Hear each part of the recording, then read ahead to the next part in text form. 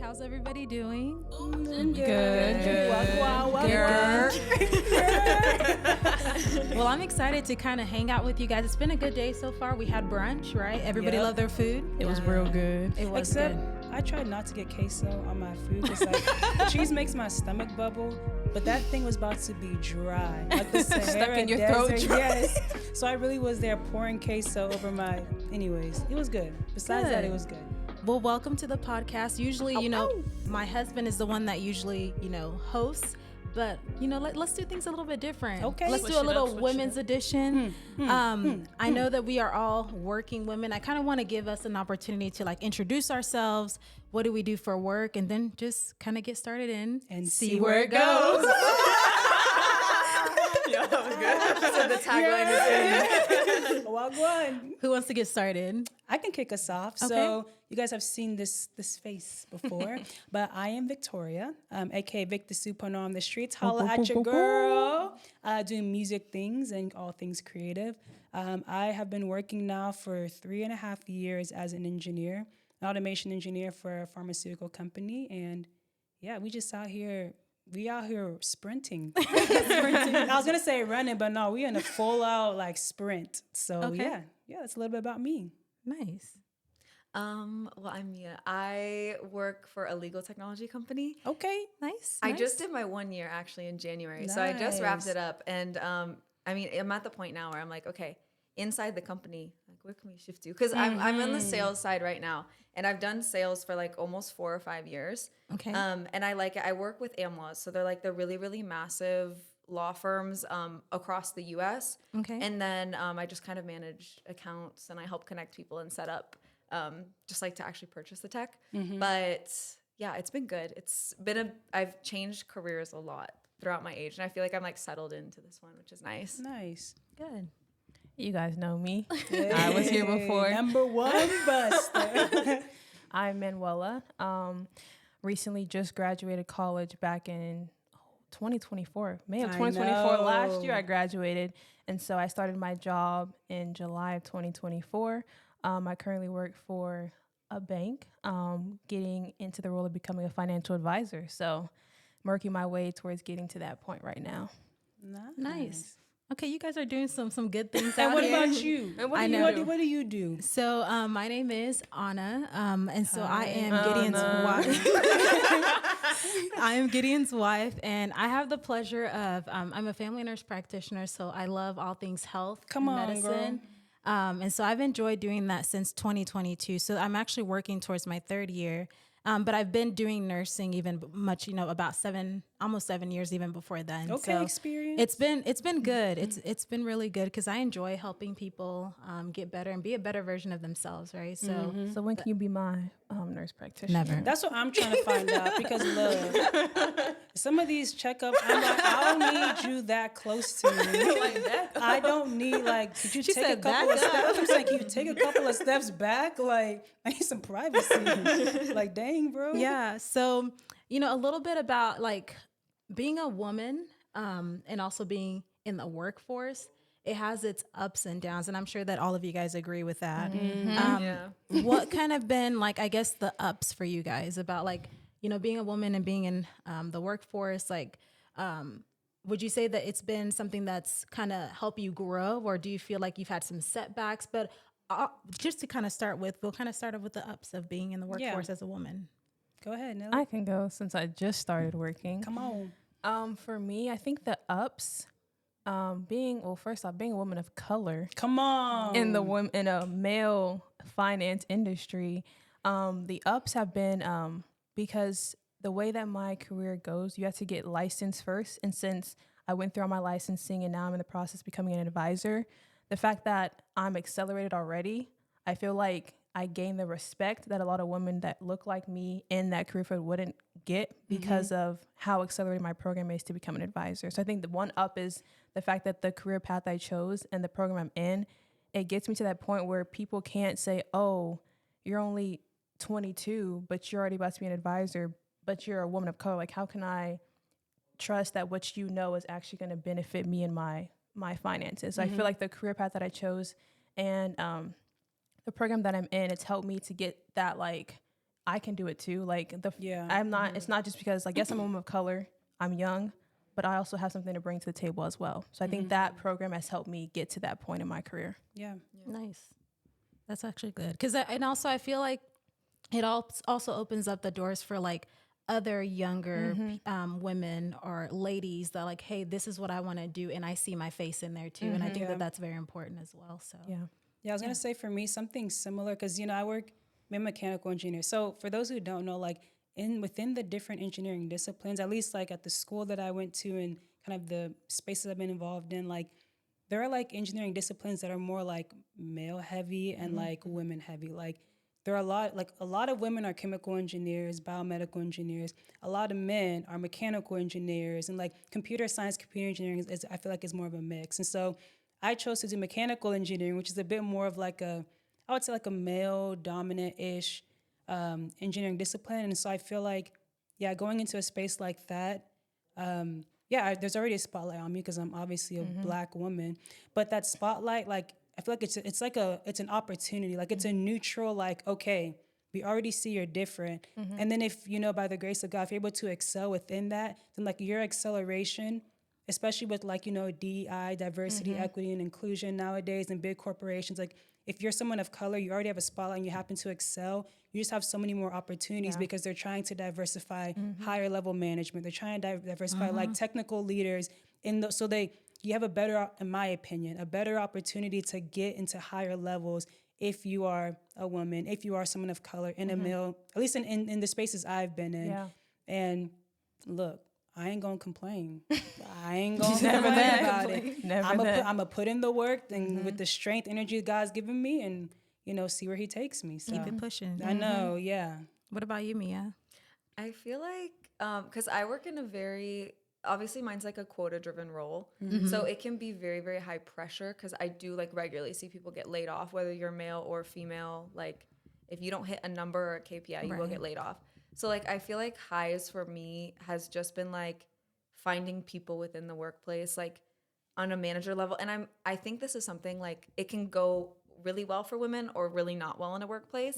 And thankfully I'm in an office where like there are a lot, I would say like predominantly women in like finance departments in my office. Like we have a very good mix. And so in the company that I'm at, Ahai has been just like, they throw happy hours just for women. Like they have events just for women within the workplace. And it's nice to network and be like, okay, well, if I wanted to join the billing team, like I have people there that are very supportive that I get to see across the board. Yeah. So that's definitely been a high for me. And then just like, I don't know, I feel like being able to achieve something that a man is doing and then like excel in it, it is very empowering. So I feel like being in corporate America and being able to be next to someone who's been in the role for a long time that is of the opposite gender and be like, and I'm doing just as well as you, it's very empowering. So I feel like that's the biggest thing that I get from corporate America or work fulfillment wise is just being like, yeah, I am just as capable as you because I've gotten this same opportunity to participate in the role, and it makes me feel more confident in my abilities. Yeah. Respect.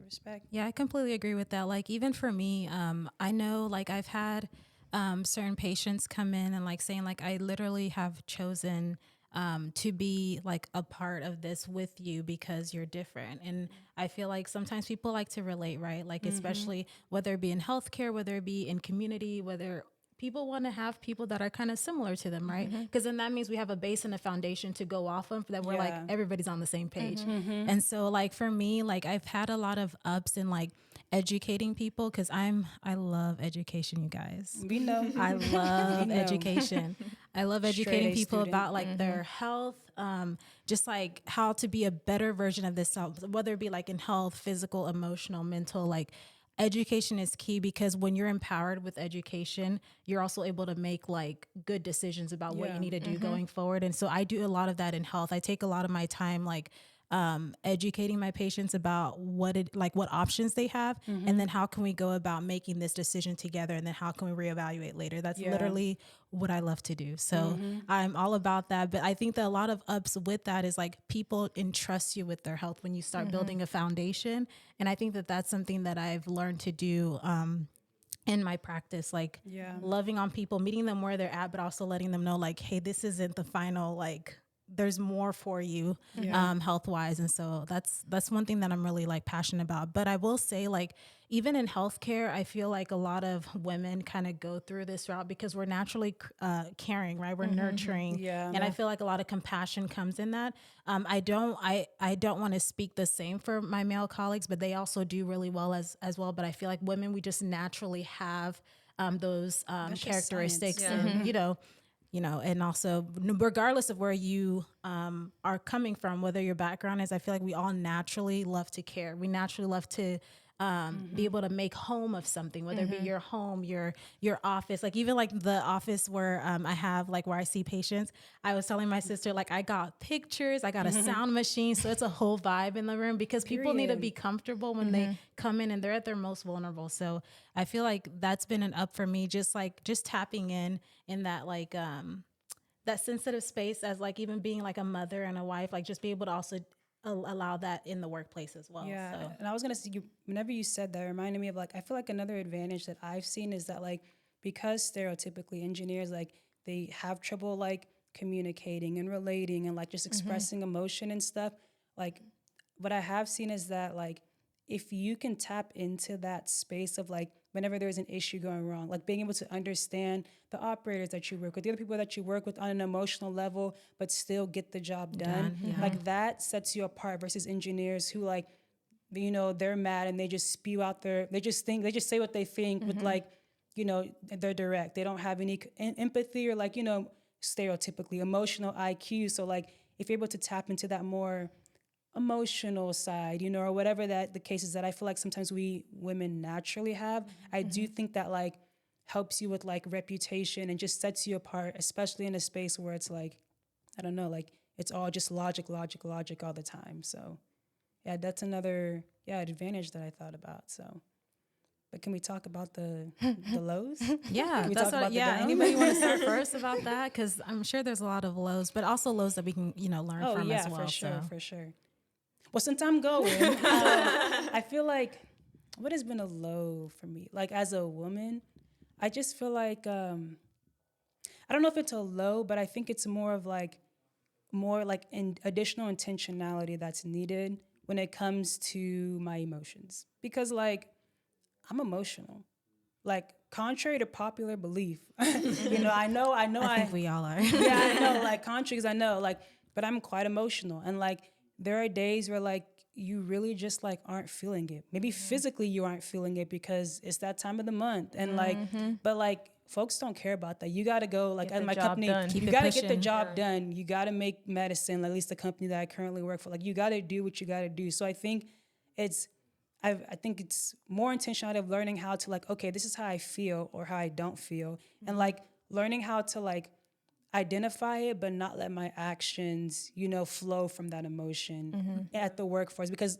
things are going to move whether you're trying to move or not, So, Can I piggyback off that?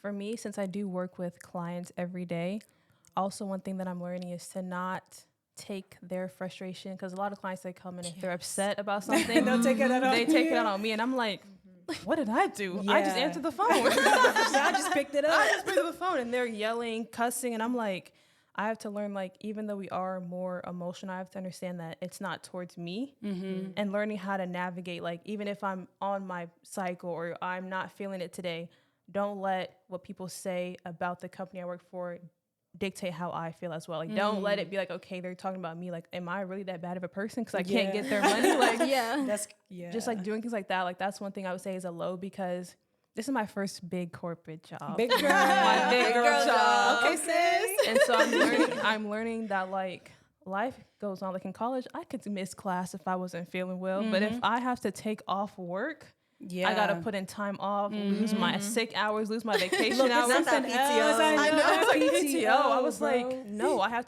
to learn to keep going, even if things around me aren't going well, or if clients are upset, learning that life goes on. Yeah. And that's what I'm learning. Life goes on. Yes. No, with that, because I work directly with clients all day long. Yeah. And I work with attorneys. And so the most like, I guess, difficult thing about my job that can make it suck is like I've been threatened to be put on lawsuits, like, and that happens regularly. Or like directly blamed for their billing not being done right, because for them, when they get data and they go and ingest it into our platform, say that a paralegal chooses the wrong load file and now they've put in 100 gigabytes and we charge per gigabyte and only 10 were supposed to go in. They're like, hey, why is my bill $40,000? And then I get yelled at for that. And it's like, you're incompetent. And the other thing that will happen with them is like, they are so particular about your words. The way that you have to speak to attorneys, everything has to be, if of counsel and counsel for attorneys in law firms are two separate things. Like, it's depending on if you were a partner and you moved to of counsel, or like whether you have decided like maybe you never got put up for partner and then you get moved to this other position. And so if you're on the phone, I've literally had an attorney when I've been like, hey, I saw you were of counsel, and he was like, I'm counsel. Do you even know what that means? Like, they can be very degrading. You're like, and it comes as a woman too. I feel like you get more of that, even, especially I worked in as an account executive with another company that was a predominantly male dominated industry in general. And that was something where regularly I would be asked, well, do you even know how to build this? Like, how are you going to tell me what I need for this project that I'm working on, and you don't even know how to do this? And I did. Like, what the things that they were doing, the projects that they did, I had done from scratch, point A to point F, whatever. And they just didn't trust my judgment because I was young and I was a woman.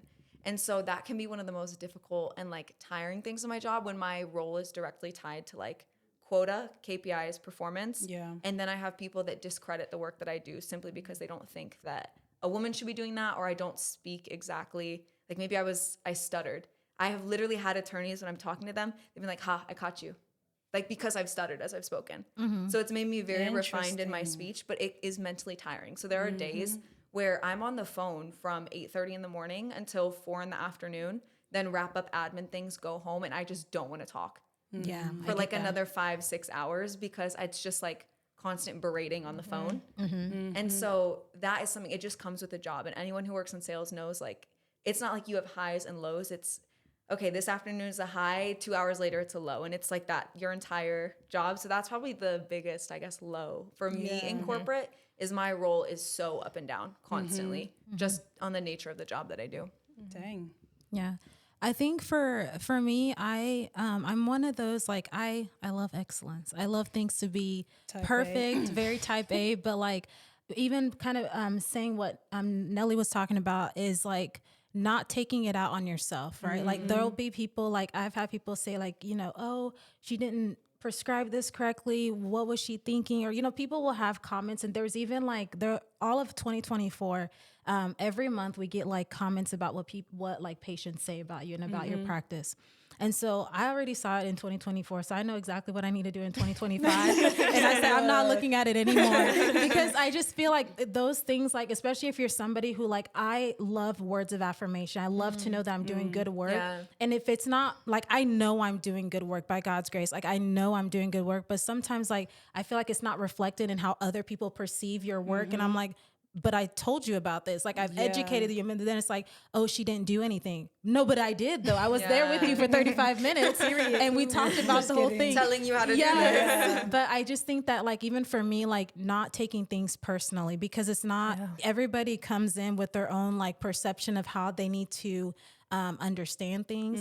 And so sometimes, even when I'm saying something A plus, you know, B equals C, but they look at C divided by B. It's like you know, they just mess it's like, it up. they just, people process things differently. And so I've learned to be a little bit more chill in that, and also giving myself some grace too, because in every, like, I feel like we all work with clients, right? Whether it be patients, clients, like operators, like we all work with people. So I feel like, how do y'all feel like y'all's communication has improved over the times that you've been in your, like, work? Because, you know, there be sometimes sometimes you're like on the computer and you're like, man, this should have been, like, you know, you want to talk like your friends on the weekends, but you're like, oh, and you have to like change the language so like people can understand. And for me, that's also been kind of like a change for me because like in medicine there's so many different ways to say things but in a medical term, and so I've actually dumbed it down pretty good, Yeah, so y'all be that way using like big words for big absolutely no reason. yeah, and so I've kind of like so sometimes we're like like what? Can you even spell what you just said? so like even doing like not having like what she was saying, like when she stuttered, like not having like sometimes that language component, so I have to be mindful of the way that I speak so that when I'm talking to colleagues it like actually makes sense to them. Yeah. And so different things like that. So how do you feel like your Yeah. communication like has improved or needs improvement like in the workforce? Go ahead. Let me speak on that because my communication prior to my big girl job, I did not communicate well with nobody. I'm gonna be a witness. You did not. Yeah, I didn't communicate well Be with my honest with you. family, my friends, past relationships, nobody. So going into a role where you're trying to become an advisor, where you have to talk to you about their money, and money is a very sensitive topic for people. So like trying to get people to trust you means you have to have community. You have to build conversation. You have to build that rapport. And that's something that was like, that's kind of hard if I don't know what to Yeah. talk about. What are we talking about? Well, you better find out. Yeah, so I think that one thing that I've learned is to like when I'm talking to clients, like because people can talk about themselves, like, and you can like pick Yes. up little things like, okay, this is what you said, like how can I incorporate that to continue the conversation going to get you to trust me with your money. And so I feel like one thing I'm learning is to learn my audience, like learn who I'm talking to. Yeah. Because good. if I learn who I'm talking to, then I know how to respond to like get you to be able Hey to God, trust look who at I'm the with. growth. Praise God. Jesus is good, though. I'm telling you. And I tell you, God has been doing a work. Come on, Jesus. But yeah, for me, that's what I would say. That's what I'm learning, especially with my job, because I work with people from the age of 18 to 91, 93. Like, you have to know who you're talking to Yeah, it and makes how a to build that difference. rapport. Well, and I was gonna say, I feel like kind of with what you said, our roles seem semi similar with stress because I have attorneys who are very like, I can't come to my end client and tell them that you're gonna bill me this much. Like you need to correct this. And so money being a big piece, you learn how carefully to speak to people. Yes. And even just in the workplace, the biggest thing I've learned being in corporate America is be like a man. Like, I'm sorry, that is the biggest. I was gonna comment. I'll let you finish, but like I was gonna comment on something like that. I'm the girl that's like, hey Brian, comma, good morning. How are you doing today? Question mark. So if you could do this when you have a moment, please. Yes, corporate lingo, bro. Okay. Yes, corporate lingo. And I'm finishing with the exclamation point. And after a while, I realized like those same people, they're slacking me an opportunity link and get to this, do this. Yep. And I've become very, very, very direct. And even just working with attorneys, to normal people, it'd be like, this is abrasive. To them, they're like, I bill at $500 an hour. You're wasting my time. Right. So if I talk to them for 5 minutes about nothing, they don't like that. So for me, I've become a lot more direct. And sometimes it can like come into my personal life with like, I can why are be you too preaching direct. to the choir? Because like, why are you preaching to the choir? It's like I know that that's the best thing for the workplace, but then I mean culturally, like for me with words with conjugation in Italian and in Spanish, it's like I might say toma, which is like take, and I just want you to like it's not can you please take, you just be like the command, take this, right? Or you might, if you're talking to a parent, be a little bit more respectful and add something in front of it. Yeah. But like I use that now with my English at work, and so when it comes into your personal life, then you have people that are like, hey, like why did you talk like that? And I'm like, I'm so sorry. Look, Mia, don't even get me started. Like, you literally just said like half my testimony. So like, because again, like at work, like we're work engineers, a lot like we don't, and especially now, like in the company that I work for, like there's so much going on. We don't have time for the little chit chat. Like obviously, not like the if we're having chit-chat. like informal conversation, we're having fun. That's fine. But I mean, like in emails and stuff, like we don't have time for the fluff. Like there was a very recent time where someone literally typed out an essay in an email, and they got clowned for it. Like everyone was talking about them behind their back because of how long the email was. Like, we don't have time for that. And then of course, like having like the African background, like Africans are also extremely direct. They just tell you how it is. So like I've learned, going back to your question about communication, like I've just learned to like not even take the emotion out of it or the fluff out of it, but more of like assess the emotion and the fluff, but then regurgitate it in a way that's direct and clear. And to me, that's just the most efficient way to like keep, you know, like you still acknowledge how you feel, but it's like if you want to keep things moving, because they need to for work, like okay, we're going to keep it moving. And so I will also even do that in my personal life as well, even with the way I am with myself. And we had beef about this for a while because she thought I would ask questions like to try to understand like what she's actually saying to me. And she thought I was like interrogating her or like trying to come at her. And I'm like, no, I actually am just trying to like genuinely understand like what is the root of this. Because again, even in engineers, like in school, like you ask questions, you make assumptions, and then from there you can predict the behavior of whatever system. And like my brain works like that even with my own personal life. Like I ask myself a million questions. I'm like, okay, why do I feel so? This is how I feel. I understand why. And if that's the root, then what can I do to not feel that way again? Or what can I do to get better? Okay, I have a plan and I keep it pushing. Like I do this with myself. And so then and you master that at work because you need to. And then like with people who don't like, who aren't culturally African, who aren't from a direct culture, who don't understand like the engineering world or the corporate world, like, and you have that same attitude with them. People have told me they don't want to be friends with me anymore. I've lost close friends because of that. And I've been told that like, oh, you're so like, I'm intentional like in my personal life now to just be like, hey, I'm asking these, and I used to do it with her too. Yep. Right before we have any conversation. Yes, look, I'm asking these questions not to interrogate because I really want to understand. Or I'll be like, and I'm saying all of this out of love. Because like, even my face, like, is straight, but it's because that's my processing face. And like, I don't like to like put emotion, like let emotions lead my actions if I don't fully understand the situation. Because then you'll find yourself acting out of an emotion that to me could have been unnecessary, you know? Yeah. So it's all about like just trying to be efficient. But like, and so it's been great in the workforce. I've had to like learn that. But now it's like, okay, in my personal life, like that's where the conversations of like, she's giving masculine energy comes You're into play. intimidating now. I've been told, even from guys that I've tried to talk to in the past, like, you're intimidating. And like, I'm like, I can understand, you know, if my face is straight. Let me crack a smile if I'm asking you a question. Yeah, let me show you know what I'm saying. But it's like, I don't know. Like, I guess in my head, is that really the definition of masculinity, directness? Is that, and I guess like that makes you question like the definition of femininity in society's culture, like lack of directness, like what? Softness. Like I struggled with that for years. So like, I don't know, like what do you guys feel like society's definition of like femininity, I'm gonna say being a woman because that's more of like a hot take unless we're trying to go there, but like just like feminine energy, masculine energy, like what are y'all's just thoughts? Because that's something that I had to deal with for years. Like just trying to find like, am I too masculine? Am I whatever, you know? Yeah. So. Which, before we jump over, because I did have a question for you about that. Yeah. Since you work, like, I would assume primarily with males because it's mechanical engineering, right? When I talk about having been very, like, I'm adding that fluff, I'm adding exclamation points, and as I've gone along, I'm like, oh, let me be way more direct, right? Take out that.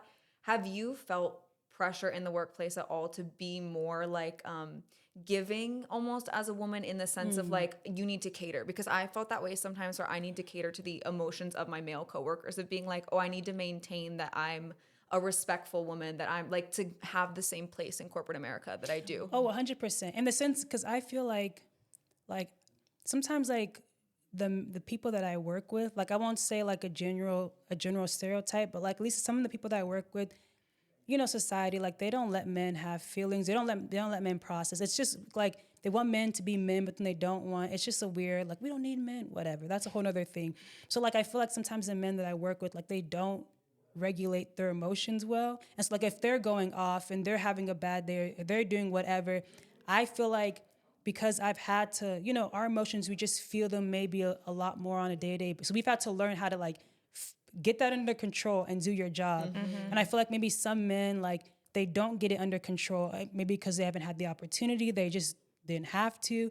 So like when men are lashing out and acting in all types of ways, I have been the one to be like, I don't know, like, hey, I understand where you're coming from, I get that, like, but this is like a better way to, like, I've just had to like, I don't know if that makes sense, like kind of cater to like your angry episode. Instead of you taking accountability for your anger, I need to cater and turn the way I talk to your angry episode just so we can hurry up and move forward. It's going to take longer for you to figure out that you're angry and why, because you don't even know how to process it, versus me maneuvering around it so that we can get the job done. Yeah. If that makes sense. Yeah, well, and even like what I was kind of saying too, I didn't know if you felt like some opportunities were limited by the way, like It's not a secret. You can, as a woman, you can do really well in the workplace if you prey on the things men like out of a woman. Like, it's just true. If you're in that role and you're available for them with the different things or work that you need, if you're extra kind to them, extra nurturing to that male, you're going to go farther in the career, just because they take a liking to a nice young woman who's doing the things to help their work, right? So I didn't know if you had experiences like that where you want to be just as direct as them, but you can't because you're like, well, my opportunities are going to be limited. And then add in the perspective of like you being a woman of color. What's that been like? Because I don't have that experience. Yeah, I would say there are a lot of I think you have to build like kind of a reputation for yourself first. I think like when I first transitioned into this automation role, because I had another engineering role before, like because I was a little bit more direct, if people don't know you, they don't know how to interpret that directness. Because like I feel like being direct is a neutral thing, but is that direct? They're an angry person. Direct, they want to get the job done. Direct because like I feel like directness is just a neutral state, and then it's like so I think in the beginning it's like, how do I interpret that? And so I do think to a degree like I have had to like, I don't know, be a little bit nicer and show that like my directness is not like frustration, anger. My directness is like, I want to get the job done, but I'm a nice person, you know? So like, there's a little bit of that. And once people know you, then if you're direct, they're like, okay, we understand why. We know she's kind because we've seen it already. Yeah. She's trying to get stuff done at this point. So 100%, I've had to like, I don't know, it's an emotional game, bro. It gets tiring. It's such an emotional, mental, like corporate America, like, I don't know. And then like, I don't know. So you have all those emotions and things at work, and then you come home and it's like, what do you have left to give? You know what I mean? Like that was going to be my next segue. Okay.